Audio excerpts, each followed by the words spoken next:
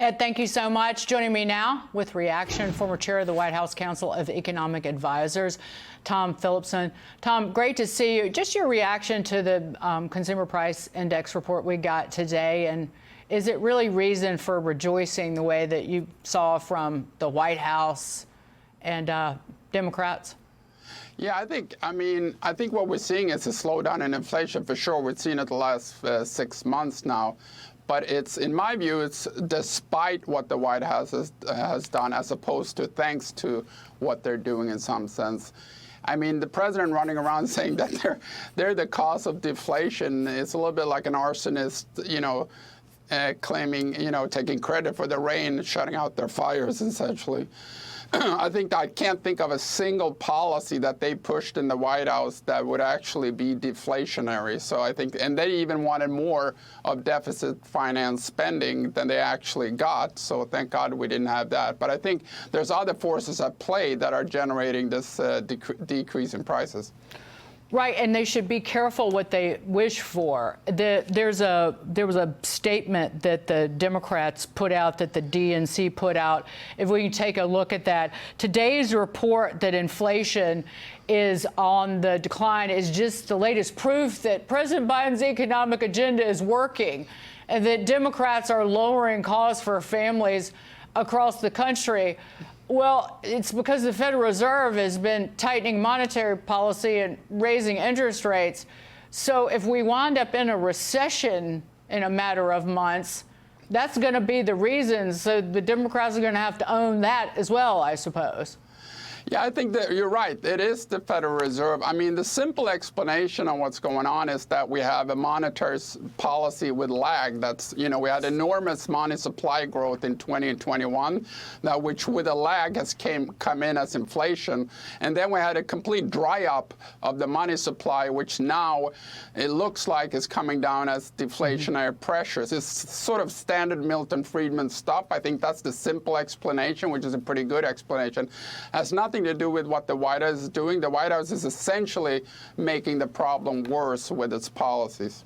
Right, and some of it wasn't even spending that was passed by the Democrats in Congress. I constantly point to the continued moratorium on making student loan payments, which is extended to the middle of the year. Those are checks and debt forgiveness to rich people. And that is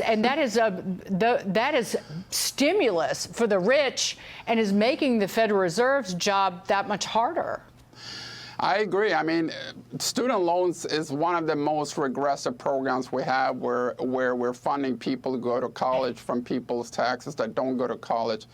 But I mean, the Democrats viewed the failure of the public program. It was put under Obamacare when it passed. It was put into the public sector, which doesn't do underwriting, et cetera. So you have a massive amount of credit being given without underwriting or credit scores being checked, et cetera.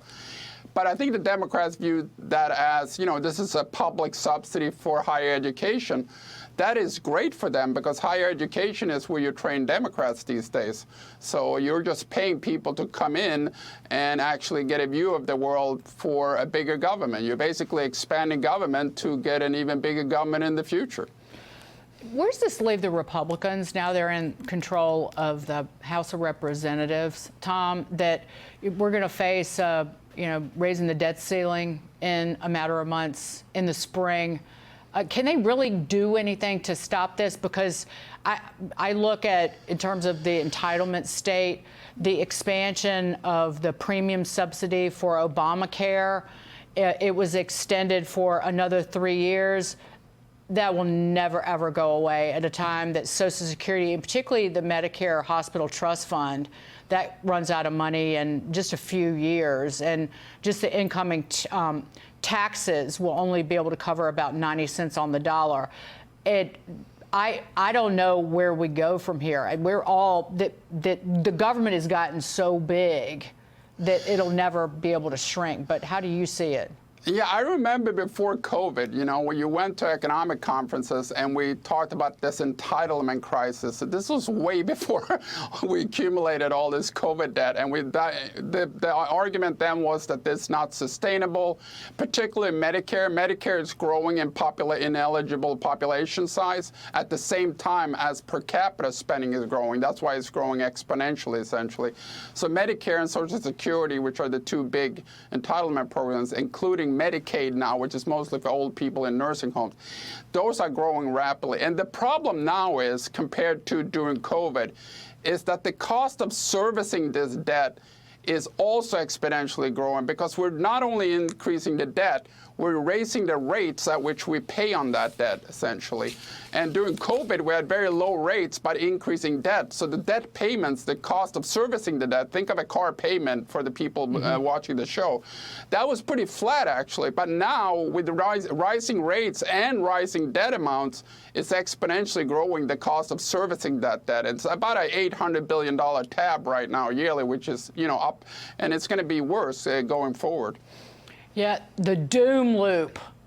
You have to keep the interest. You have to keep borrowing money to pay the interest, and so the borrowing continues to go up. Well, the interest goes up with the borrowing. Yep. It's the nasty doom loop. Yep. that I've been talking about maybe my entire life, because, well, I don't really have a life. I just sit around and read like monetary policy papers. I'm reading about like the economy of Nazi Germany. I'm reading this giant book about the Nazi economy. Yeah, we didn't have that with all the low rates we had, after the financial crisis and after COVID. At the same time that the debt increased, we had reductions in rates that more than offset the cost of servicing that debt, essentially. But now we have a double whammy with increasing debt and increasing rates, and that's what's really worrisome. Right. Tom, great to see you. Thank you so much, always. Thank you.